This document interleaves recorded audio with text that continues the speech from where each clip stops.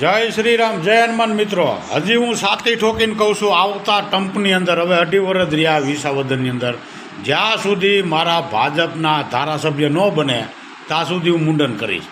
જેટલી વાર ચૂંટણી થાય તો એટલી દર્શક વાર. મિત્રો, અત્યારે હાલ આ બાપુએ ગોપાલ ઇટાલિયાને ફરીવાર એક બીજી ચેલેન્જ આપી છે.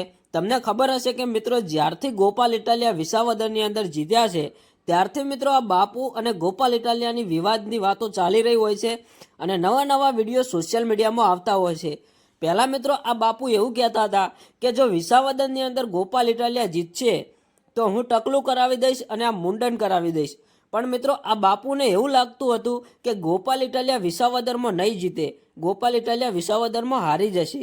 પણ મિત્રો એવું થયું નહીં. ગોપાલ ઇટાલિયા વિસાવદરમાં જીતી ગયા અને મિત્રો આ બાપુ પહેલાં તો ટકલું નહોતા કરાવતા, પણ મિત્રો આમને સોશિયલ મીડિયામાં વિડીયો મૂક્યો હતો એટલે સોશિયલ મીડિયાની પબ્લિક તેમને કમેન્ટમાં ખરાબ ખરાબ લખવા માંડી, ખરાબ ખરાબ બોલવા માંડી. એટલે મિત્રો આ બાપુએ ટકલું તો કરાવી દીધું.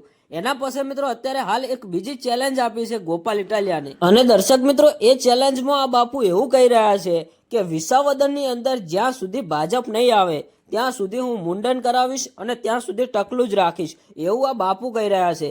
તો શું મિત્રો ખરેખર વિસાવદરમાં ભાજપ આવશે? બીજી વખત ચૂંટણી થશે તો પણ ભાજપ આવશે કે નહીં આવે, કે આ બાપુને આખી જિંદગી ટકલું રહેવું પડશે? તો પહેલાં તમે આ બાપુનો વિડીયો જુઓ. જય શ્રી રામ, જય હનુમાન. મિત્રો, હજી હું સાથી ઠોકીને કહું છું, આવતા ટંપની અંદર હવે 2.5 વર્ષ રહ્યા વિસાવદરની અંદર, જ્યાં સુધી મારા ભાજપના ધારાસભ્ય ન બને ત્યાં સુધી હું મુંડન કરીશ. જેટલી વાર ચૂંટણી થાય એટલી વાર. આમાં